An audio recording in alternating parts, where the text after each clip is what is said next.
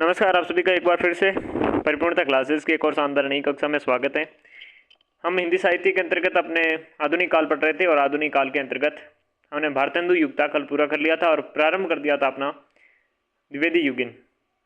तो द्विवेदी युग था जिसका काल हमने देखा 1900 से लेकर 1920 तक। ठीक है, और हमारे जो जिनके नाम पर द्विवेदी युग नाम पड़ा, महावीर प्रसाद द्विवेदी को हमने पढ़ लिया था पिछली कक्षा में आराम से, और शानदार से लंबा अपने विस्तृत विवरण देखा था उनके बारे में, और कैसे उन्होंने सरस्वती पत्रिका में 17-18 साल तक अपना योगदान दिया और हिंदी साहित्य में अपनी 70 से 80 रचनाएं उन्होंने करी, जिनमें कई नाटक शामिल थे तो कई अपने अनुवाद जो अनुदित रचनाएं थी वो शामिल थी। तो काफ़ी चीज़ें हमने उनके बारे में पढ़ी। और उसी कालक्रम में यानी कि अपने द्विवेदी युग में जो 1900 से लेकर 1920 ईस्वी तक चला, सरस्वती पत्रिका के प्रारंभ से चला, तो उसी के अंतर्गत जो प्रमुख रूप से अन्य जो रचनाकार हैं उनके बारे में पढ़ना प्रारंभ कर रहे हैं।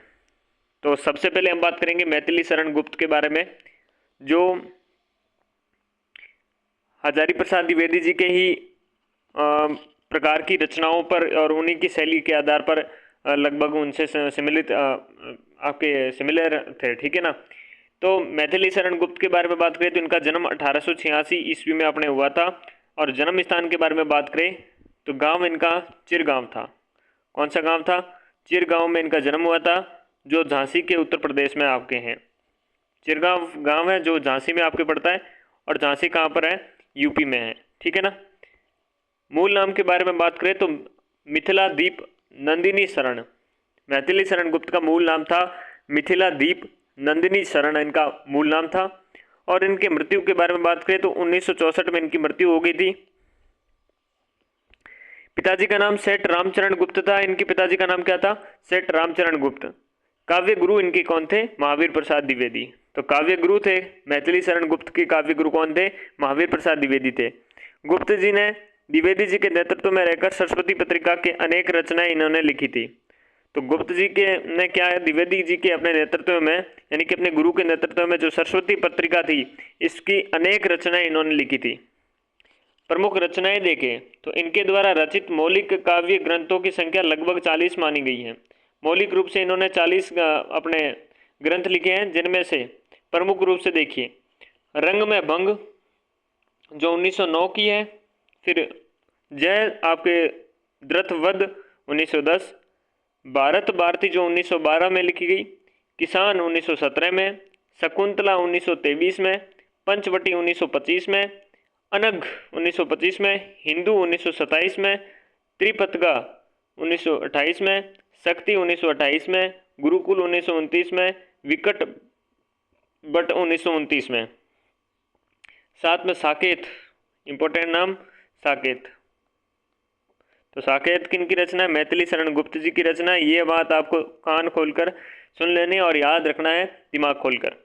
तो यशोधरा है 1933, द्वापर आपके 1936, फिर सिद्धराज 1936, नहूब आपके 1940, कुणाल गीत 1942, काबा और करबला 1942, पृथ्वीपुत्र आपके 1950, प्रदक्षिणा 1950, जय भारत 1952, विष्णुप्रिया 1957, अर्जन और विसर्जन है, और झंकार 1929 में है। तो ये सारी रचनाएं किनकी? मैथिली शरण गुप्त की हैं। बहुत महत्वपूर्ण है, आपको कोशिश करनी है कि रचना याद रहे। तो विषय वस्तु की दृष्टि से गुप्त ने इन रचनाओं के निम्न श्रेणियों में वर्गीकृत किया जा सकता है। पहली एक राम संबंधी जो काव्य है उनके आधार पर। तो इनकी जो विषय वस्तु है, इस विषय वस्तु की दृष्टि से आपके गुप्त जी की जो रचनाएं हैं, इन रचनाओं को क्या है आपके कई श्रेणी में बांटे जा सकता है। जैसे कि आपकी जो साकेत है, इनकी साकेत है, पंचवटी और प्रदक्षिणा है, तो ये आपके राम संबंधी काव्य है। किससे संबंधित है? राम संबंधी आपके काव्य है। ठीक है। तो राम संबंधी काव्य कौन से? आपके साकेत है, पंचवटी और प्रदक्षिणा है। कृष्ण संबंधी अगर हम काव्य की बात करें तो द्वापर, नाम से पता चलता है कि द्वापर किससे संबंधित होगा? कृष्ण संबंधित होगा। ठीक है। वैष्णव संबंधी या वैष्णव भक्ति संबंधी देखें तो विष्णुप्रिया, विष्णुप्रिया आपके चैतन्य महाप्रभु से संबंधित है। तो चैतन्य महाप्रभु से संबंधित विष्णुप्रिया है, और ये विष्णुप्रिया आपके वैष्णव भक्ति से संबंधित है। तो राम, कृष्ण और वैष्णव के बाद बोध बौद्ध मत से संबंधित आपकी काव्य के बारे में बात करें तो यशोधरा, अनंग। यशोधरा और अनंग, जो अनंग तो आपके गीति नाट्य हैं, ये आपके बौद्ध संबंधित हैं। सिख के बारे में बात करें तो सिख संबंधी आपके गुरुकुल, जो सिख धर्म से संबंधित काव्य हैं, गुरुकुल। इस्लाम धर्म से अगर बात करें तो काबा और करबला जो हैं, ये आपके इस्लाम धर्म से संबंधित हैं। इनके महाभारत के पात्रों, प्रसंगों और उपाख्यानों पर अगर आश्रित बात करें तो जयद्रथवध, शरेंद्री, वकसंहार और वन वैभव, नहुस, हिडिंबा, शकुंतला, तिलोत्मा, जय भारत, ये सारे आपके महाभारत के पात्रों से प्रसंग पर आधारित हैं। ऐतिहासिक वीर पुरुषों से संबंधित बारे में बात करें तो रंग में भंग, सिद्धराज, पत्रावली, विकट भट्ट, ये सारे आपके ऐतिहासिक वीर पुरुषों से संबंधित काव्य हैं। रंग में भंग, सिद्धराज, पत्रावली, विकट भट्ट, ये सारे आपके ऐतिहासिक वीर पुरुषों से संबंधित काव्य हैं। महात्मा गांधी से संबंधित अगर काव्य के बारे में बात करें तो अंजलि और अर्घ्य। अंजलि और अर्घ्य आपके महात्मा गांधी से संबंधित हैं। काल्पनिक और विचारात्मक विषय वस्तु पर आधारित काव्य के बारे में बात करें तो भारत भारती और वैतालिक, हिंदू और अजीत, ये आपके काल्पनिक एवं विचारात्मक विषय पर आधारित हैं।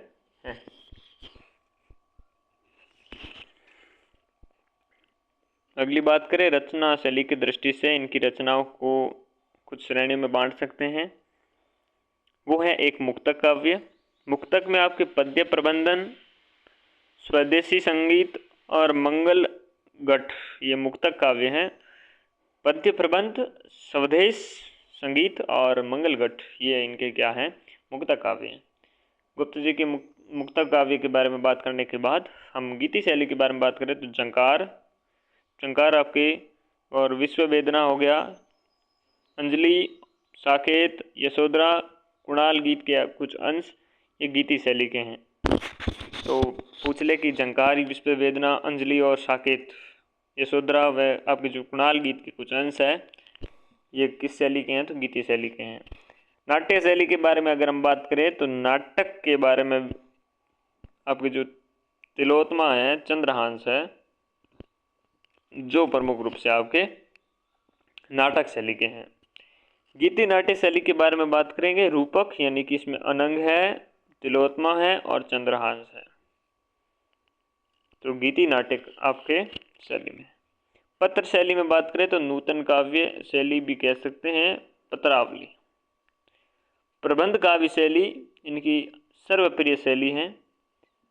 साकेत, जयद्रथवध, यशोधरा, पंचवटी इत्यादि इस शैली में रचित है। कौन सी? प्रबंध काव्य में। तो ये सारे आपके प्रबंध काव्य हैं। गुप्त जी के द्वारा रचित खंड काव्यों की कुल संख्या 19 है। उनकी 40 ग्रंथ हैं, उनमें से आपके खंड काव्य 19 हैं। महाकाव्य 2 रचे गए, 2 इन्होंने महाकाव्य रचे हैं, 19 इनके खंड काव्य हैं। यशोधरा आपके रचना गौतम बुद्ध के गृह त्याग पर आधारित मानी गई है। नारी जीवन की आपके मार्मिक अभिव्यक्ति के कारण कुछ लोग इस रचना को साकेत से भी बढ़कर मानते हैं और नारी सम्मान की प्रतिष्ठा स्थापित की गई है। जो गौतम बुद्ध हैं वो गृह त्याग करते हैं, तो उसमें यशोधरा की जो पीड़ा दिखाई गई है, नारी जीवन की मार्मिक अभिव्यक्ति की गई है, वो आपकी यशोधरा रचना में है और साकेत से भी कुछ लोग इसे बढ़कर मानते हैं।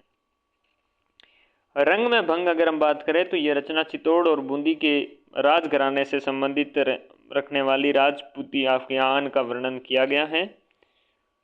मंगल घट के बारे में बात करें तो इस कविता संग्रह में कैसों की कथा, स्वर्ग सहोदर इत्यादि बहुत सी फुटकल रचनाओं का संग्रह किया गया है मंगल घट में। पंचवटी रचना में लक्ष्मण के चरित्र का उत्कृष्ट आपके वर्णित किया गया है। जो उत्कर्ष वर्णित किया गया है लक्ष्मण के चरित्र का, वो है पंचवटी में। और पंचवटी रचना किसकी है? आपके मैथिली शरण गुप्त की हैं, जो महावीर प्रसाद द्विवेदी के चेले थे, शिष्य थे।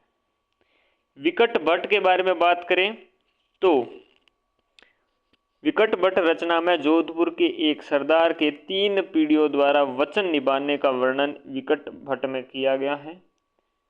विकट भट्ट का संबंध जोधपुर के एक सरदार की 3 पीढ़ियों के द्वारा वचन निभाने की आपके वर्णन किया गया है। मेघनाथ वध इनकी अतुकांत रचना है। विष्णुप्रिया रचना में चैतन्य महाप्रभु की वियुक्ता पत्नी के त्याग और तप को प्रदर्शित किया गया है विष्णुप्रिया में। तो चैतन्य महाप्रभु की जो वियुक्ता पत्नी है उसके त्याग और तप का वर्णन विष्णुप्रिया में किया गया है। विष्णुप्रिया वैष्णव शैली में आपके संबंधित हैं। अर्जन और विसर्जन रचना मुस्लिम संस्कृति की झांकी प्रस्तुत अर्जन और विसर्जन में किया गया है। जयद्रथ वध रचना में राष्ट्र की बलवेदी पर अपने प्राण न्यौछावर कर देने वाले युवक का वर्णन किया गया है, जिसका आधार महाभारत है। तो राष्ट्र की बलदेवी पर अपने प्राण न्यौछावर करने वाले युवक का वर्णन जयद्रथ वध में किया गया है, जो महाभारत के आधार पर है।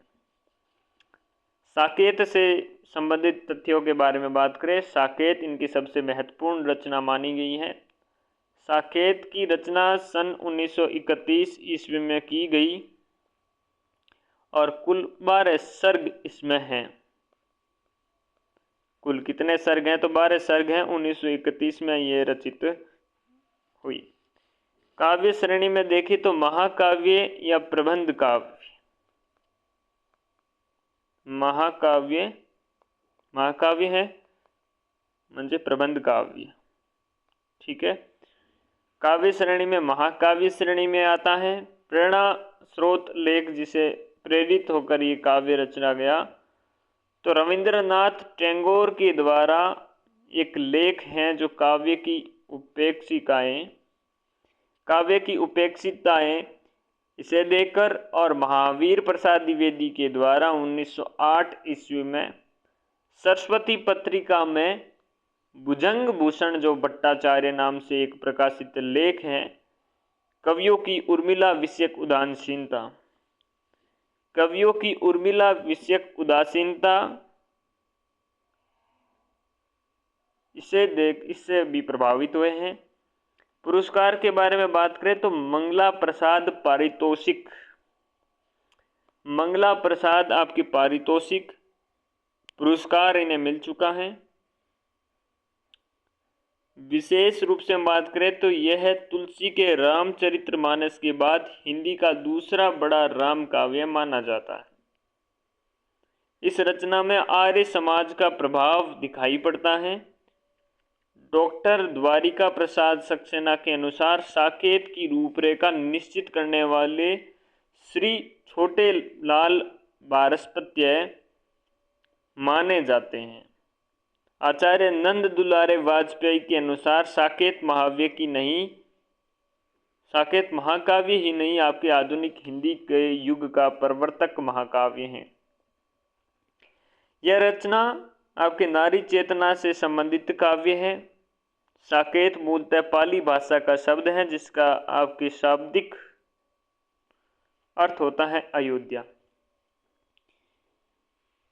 तो ये तुलसी के रामचरितमानस के बाद दूसरा बड़ा राम काव्य माना गया। आर्य समाज को प्रभावित करने वाला प्रभाव दिखाई पड़ता है इसमें। द्वारिका प्रसाद सक्सेना के हिसाब से साकेत की रूपरेखा निश्चित करने वाले श्री छोटे लाल बारस्पत्य हैं। नंद दुलारे वाजपेयी के अनुसार साकेत महाकाव्य ही नहीं आधुनिक हिंदी युग का प्रवर्तक महाकाव्य भी है। नारी चेतना से संबंधित काव्य है और ये पाली भाषा का शब्द है जिसे अयोध्या जिसका अर्थ है। सबसे बड़ा और महत्वपूर्ण सर्ग 9वां सर्ग आपके हैं। यह सर्ग लक्ष्मण की पत्नी उर्मिला के वियोग वर्णन का समर्पित है। 10वें सर्ग में भी उर्मिला का वियोग वर्णित है। रचना में टोटल कितने सर्ग हैं? 12 सर्ग है, जिसमें 9वां सर्ग इंपॉर्टेंट बनता है और सबसे बड़ा है। रचना में लगा कुल समय 15 वर्ष हैं। प्रारंभ 1916 में कर दिया था, समापन 1931 में प्रकाशन हुआ। दद्दा के नाम से भी जाना जाते हैं, ये दद्दा के नाम से भी जाने जाते हैं आपके मैथिली शरण गुप्त। इन्होंने माइकल मधुसूदन दत्त के रचनाओं का अनुवाद मधुप उपनाम से किया। माइकल मधुसूदन दत्त की रचनाओं का अनुवाद। स्वतंत्रता के बाद ये भारतीय संसद में राज्यसभा के सदस्य भी मनोनीत किए गए थे। भारत सरकार के द्वारा पद्म विभूषण आपके सम्मान प्रदान किया गया था। रचनाओं में हरि गीतिका छंद का सर्वाधिक प्रयोग है। हरि गीतिका का बादशाह भी कहा जाता है मैथिली शरण गुप्त को। गुप्त जी पहले वेश्योपकारक पत्र में अपनी रचनाएं छपवाते थे, किंतु सरस्वती में अपनी रचना को प्रकाशित कराने की तीव्र आकांक्षा उनके हृदय में थी। उन्होंने रसिकेंद्र उपनाम से ब्रज भाषा में लिखी कविता सरस्वती के लिए भेजी, किंतु यह कविता सरस्वती में नहीं छपी। कौन सी? रसिकेंद्र। द्विवेदी जी ने उन्हें पत्र लिखकर सूचित किया कि सरस्वती में हम बोलचाल की भाषा में लिखी गई कविता को छापते हैं। यह लिखा कि रसिक केंद्र बनने का जमाना अब लद गया है। गुप्त जी पर इन दोनों बातों का विशेष प्रभाव पड़ा और उन्होंने खड़ी बोली में कविता लिखना प्रारंभ कर दिया और उपनाम से भी सदैव के लिए मुक्ति पा ली। जो उपनाम था उस उपनाम से भी सदैव के लिए मुक्ति पा ली। तत्पश्चात उन्होंने हेमंत नामक एक कविता सरस्वती के लिए खड़ी बोली में लिखकर भेजी, जो अनगढ़ और अस्त व्यस्त थी, किंतु द्विवेदी जी ने उनके व्यापक फेरबदल करके मैथिली शरण गुप्त के नाम से ये कविता आपके सरस्वती पत्रिका में छापी थी। तो हेमंत नाम से जो लिखी वो खड़ी बोली की, वो आपके छप गई। गुप्त जी के द्वारा रचित कुछ प्रमुख पद हैं, वो देखें।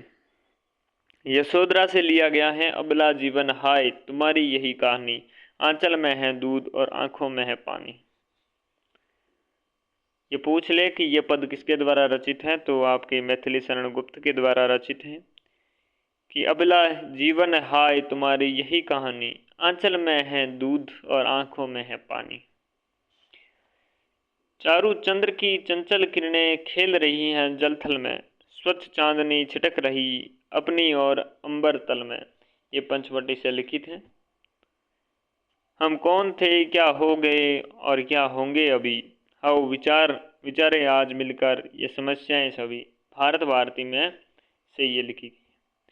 नीलांबर परिधान हरित पट पर सुंदर है, सूर्य चंद्र युग मुकुट मेखला रत्नाकर, नदिया प्रेम प्रभा फूल तारे मंडन हैं, बंदी जन खगवृंद शेष फन सिंहासन है, करते अभिषेक पयोध हैं बलिहारी इस वेश की, हे मातृभूमि तो सत्य ही सगुण मूर्ति सर्वेश की। ये आपके किस में मिलता है? ये भी मैथिली शरण गुप्त की पद है। सखी नील नबसर से उतरा यह हंस आहा, तरता तरता अब तारक मौक्तिक शेष नहीं, निकला जिनको चरता चरता अपने हिम बिंदु बचे तब भी, चलता उनको धरता धरता, गड़ जाए न कंटक भूतल के, कर डाल रहा डरता डरता। खड़ी बोली की पहली कविता इनकी हेमंत है नाम से 1905 में सरस्वती पत्रिका में प्रकाशित हुई। पहले काव्य रचना रंग में भंग, इनकी पहली आपकी काव्य रचना रंग में भंग है, जो लघु खंड काव्य है, 1909 में प्रकाशित हुई थी।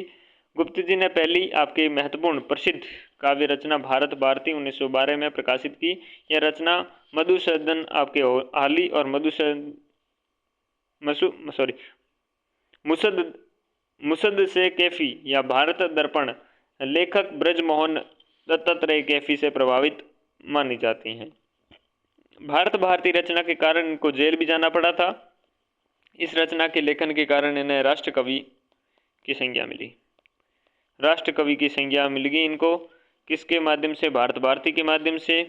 और राष्ट्र कवि की उपाधि इन्हें 1936 ईस्वी में काशी के में महात्मा गांधी के द्वारा प्रदान की गई। यह रचना 3 खंडों में विभाजित है। एक है अतीत के खंड, एक वर्तमान खंड, एक भविष्य खंड। प्रारंभिक रचनाएं कोलकाता से निकालने वाले आपके वेश्योपकारक पत्र में प्रकाशित होती थी, परंतु द्विवेदी जी के संपर्क में आने के बाद इनकी रचनाएं सरस्वती पत्रिका में प्रकाशित होने लगी। इनकी प्रारंभिक जो रचनाएं थी कोलकाता से निकलने वाले वेश्यापारक पत्र में आपके प्रकाशित होती थी, द्विवेदी जी संपर्क आने के बाद सरस्वती पत्रिका में प्रकाशित होने लगी। दूसरी महत्वपूर्ण प्रसिद्ध साकेत 1931 में प्रकाशित हुई। नगेंद्र जी के अनुसार भारत भारती की लोकप्रियता खड़ी बोली की विजया पताका सिद्ध हुई थी। ठीक है। बच्चन सिंह के अनुसार धर्म में विशिष्टाद्वैतवादी, तुलसी भी आपके द्वैतवासी थे। ठीक है ना। विचारों से में गांधीवादी और साहित्य में अभिधावादी आपके माने जाते हैं। गणपति चंद्र गुप्त ने इनको आधुनिक काल का तुलसीदास कहा है। आधुनिक काल का तुलसीदास किसने कहा? गणपति चंद्र गुप्त ने। आचार्य शुक्ल जी के अनुसार सामंजस्यवादी कवि भी कहकर पुकारा है। सामंजस्यवादी आपके कवि भी कहकर पुकारा है। मैथिली शरण गुप्त ने स्वयं को कौटुंबिक कवि मात्र भी कहकर पुकारा था। मैथिली शरण गुप्त ने स्वयं को कौटुंबिक कवि मात्र भी कहकर पुकारा था। मध्य प्रदेश राज्य में इनके जन्म दिवस 3 अगस्त को प्रतिवर्ष कवि दिवस के रूप में मनाया जाता है। तो देख सकते कितना बड़ा नाम इन्होंने हिंदी साहित्य में किया कि 3 अगस्त को एमपी में कवि दिवस के रूप में इनके जन्म दिवस को मनाया जाता है। ठीक है। और मैथिली शरण गुप्त जी ने स्वयं को कौटुंबिक कवि मात्र कहकर पुकारा था। अब हम बात करेंगे अयोध्या सिंह उपाध्याय हरिओद की, जिनका जन्म 1865 ईस्वी में हुआ था।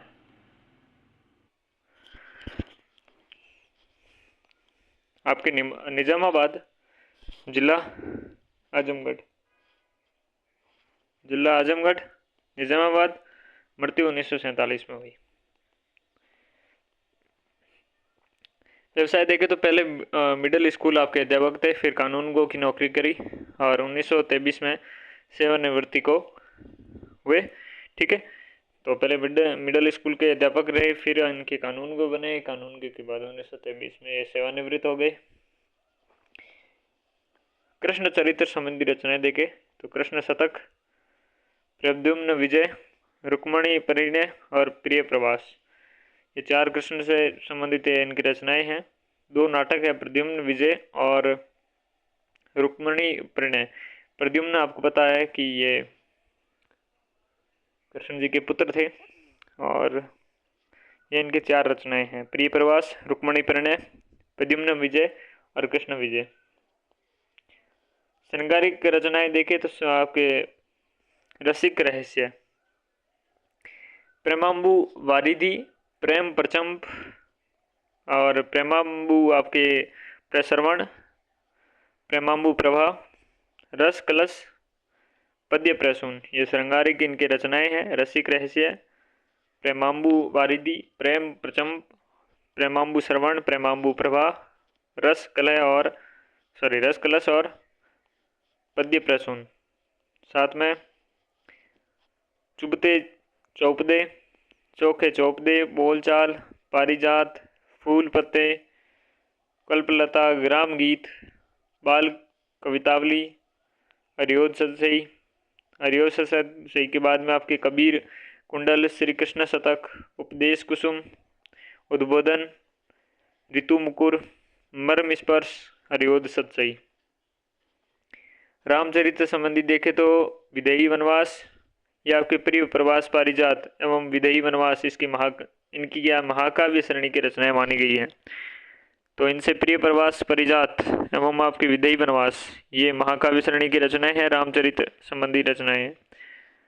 उपन्यास के बारे में बात करें तो प्रेम कांता है, अधकिले फूल है, ठेठ हिंदी का ठाठ है और वेनिस का बांका है।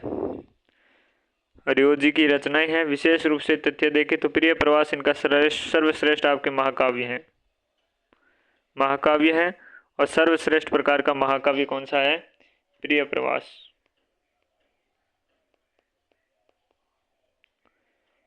राधा को लोक नायिका और लोक सेविका एवं लोक शिक्षिका के रूप में स्थापित किया गया है।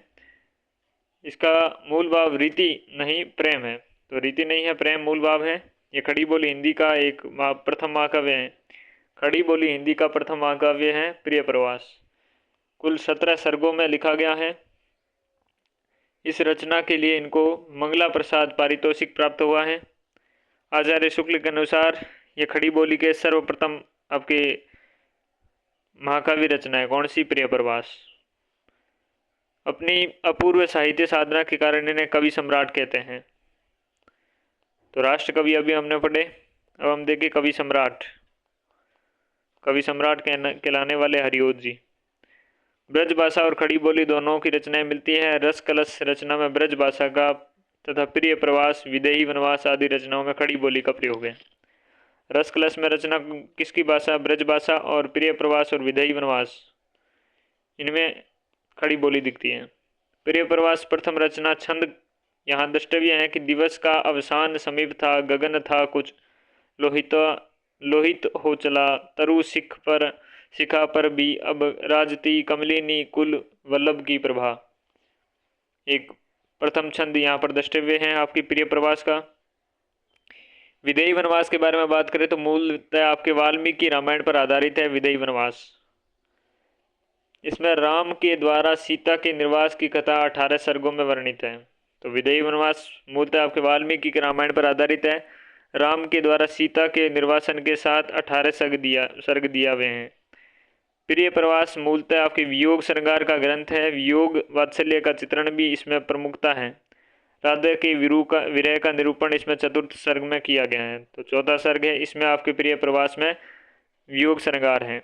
रस कलश एक रीति ग्रंथ है जिसमें आपके रस और रस स्वरूप नायिका भेद और ऋतु वर्णन का किया गया है। किसमें? रस कलश में। रस कलश किसकी रचना है? आपके हरिओत जी की रचना है। चुपते चोपदे चोखे चोपते बोलचाल रचनाओं में मुहावरेदार भाषा शैली का प्रयोग हुआ है। डॉक्टर गणपति चंद्र गुप्त के अनुसार आधुनिक काल का सूरदास, इन्होंने जो अभी हमने पढ़े मैथिली शरण गुप्त जी, उनको तो आधुनिक काल का तुलसीदास कहा और इनको सूरदास कह रहे हैं। पारिजात इनकी प्रबंधात्मक काव्य रचना है। सर्गों में विभाजित इस रचना में आध्यात्मिक और धार्मिक विषयों का वर्णन किया गया है। तो पारिजात क्या है? एक प्रबंधात्मक काव्य है। 15 सर्गों में विभाजित है पारिजात। आध्यात्मिक और धार्मिक विषयों का वर्णन किया गया है। अब हम बात करेंगे हरिओत जी के बाद में श्रीधर पाठक की, जिनका जन्म 1859 ईस्वी में हुआ था। 1859 में जिनका जन्म हुआ और 1928 में इनकी मृत्यु हो गई। और इनका जन्म जौंदरी गांव में हुआ, जिला आगरा था, उत्तर प्रदेश के ये रहने वाले थे। प्रमुख रचनाएं देखें तो प्रबंधात्मक काव्य जो अनुदित थे, अनुवाद किए गए थे, उनके बारे में देखते हैं। फिर मौलिक प्रबंध देखते हैं। तो एकांतवासी योगी, उजड़ ग्राम, श्रांत पथिक और ऋतु संहार, ये तीनों इनके क्या हैं? अनुदित आपके प्रबंध हैं। किनके द्वारा लिखे गए हैं? आपके श्रीधर पाठक के द्वारा। तो एकांत योगी 1886 ईस्वी 1886 ईस्वी में लिखा गया, जिसमें अंग्रेजी साहित्य के गोल्ड स्मिथ द्वारा आपके हरमिट का हिंदी अनुवाद है। आचार्य शुक्ल के अनुसार यह आधुनिक खड़ी बोली की सर्वप्रथम रचना भी मानी गई है। शुक्ल जी के अनुसार जो आधुनिक खड़ी बोली है उसका सर्वप्रथम रचना भी मानी गई है। कौन सी? एकांतवासी योगी, जो आपके श्रीधर जी की रचना है, श्रीधर पाठक की रचना है। उजड़ ग्राम के बारे में बात करें तो गोल्ड स्मिथ के द्वारा एक रचित आपके डेजर्टीज आपके विलीज का अनुवाद है। किसमें? उजड़ ग्राम में। श्रांत पथिक में आपके अंग्रेजी साहित्य के कौन से? गोल्ड स्मिथ के द्वारा ट्रेवलर का हिंदी अनुवाद आपके हैं रोला छंद में आपके प्रयोग हुआ है। ऋतु संहार आपके संस्कृत के कालिदास के नाटक पर रचना का अनुवाद है। तो तीन ये प्रबंध काव्य देखे जो ये किसके अनुवाद थे? आपके गोल्ड स्मिथ के थे। लेकिन आपके जो ऋतु संहार है ये कालिदास के नाटक पर जिसका अनुवाद है। ब्रज भाषा में रचित इस रचना में संस्कृत के कालिदास के द्वारा रचित ऋतु संहार रचना का आपके हिंदी अनुवाद किया गया है।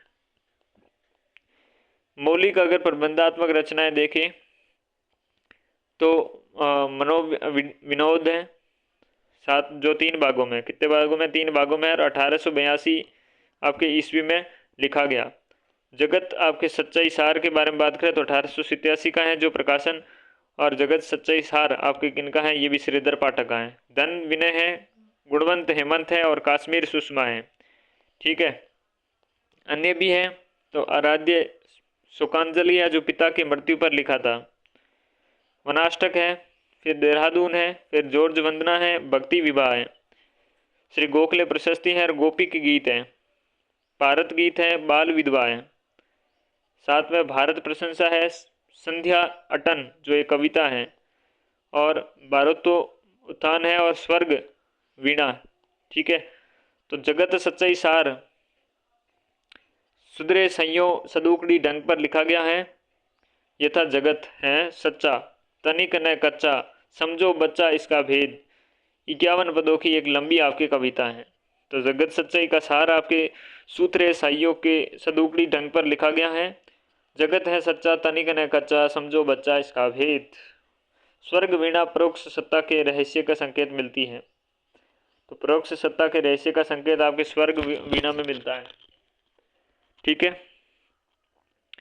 साहित्य तथ्य में हम देखें तो हिंदी साहित्य के सौभाग्य से श्रीधर पाठक जी भारतेंदु हरिश्चंद्र एवं महावीर प्रसाद द्विवेदी दोनों के समकालीन रहे, और इन्होंने ब्रज और खड़ी दोनों भाषाओं में अपने प्रतिभा का उपयोग किया। इनके द्वारा रचित आपके मनोविनोद और उजड़ग्राम, कश्मीर सुषमा, ऋतु संहार आदि रचनाओं को ब्रज भाषा का सफल प्रयोग किया।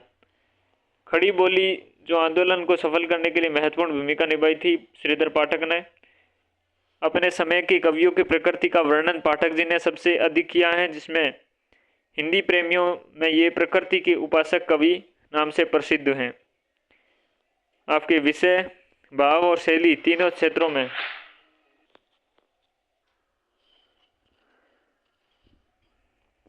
गांव को काव्य वस्तु के रूप में लाने का श्रेय पाठक जी को दिया जाता है। तो गांव को काव्य वस्तु के रूप में लाने का श्रेय पाठक जी को दिया जाता है। विषय, भाव और शैली तीनों क्षेत्रों में पाठक जी ने निसंदेह अपनी मौलिकता का परिचय दिया था। आचार्य शुक्ल के अनुसार आधुनिक खड़ी बोली पद्य की पहली पुस्तक एकांतवासी योगी मानी जाती है। आचार्य शुक्ल के अनुसार आधुनिक खड़ी बोली के पद्य आपके जो एकांतवासी योगी मानी जाती हैं, लावणी और ख्याल के ढंग पर लिखी गई हैं जो पाठक जी की हैं। ये आधुनिक खड़ी बोली प्रथम कवि, आधुनिक खड़ी बोली के प्रथम कवि माने गए हैं। इनकी जो सांध्या अटन कविता है आधुनिक खड़ी बोली की प्रसिद्ध अतुकांत कविता मानी जाती है। कविता में पदों और चरणों के बीच में पूर्ण विराम का प्रयोग किया गया है। 1915 ईस्वी में अपने लखनऊ में आयोजित हिंदी साहित्य सम्मेलन प्रयाग में आपके पंच अधिवेशन में इनके अध्यक्ष बनाया गया था, और इस अधिवेशन में इनको कवि भूषण की उपाधि प्राप्त हुई थी।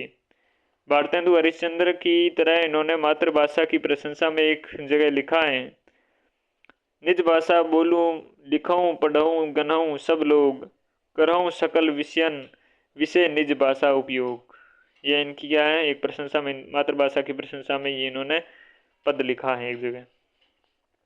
तो इस कक्षा में वह जितना ही, अगली कक्षा में हम इस टॉपिक को यानी कि जो अपना युग है जो द्विवेदी युग है इसको कंप्लीट कर लेंगे। उसके बाद में छायावाद की तरफ बढ़ेंगे। अगली कक्षा में मिलते हैं, तब तक के लिए नमस्कार।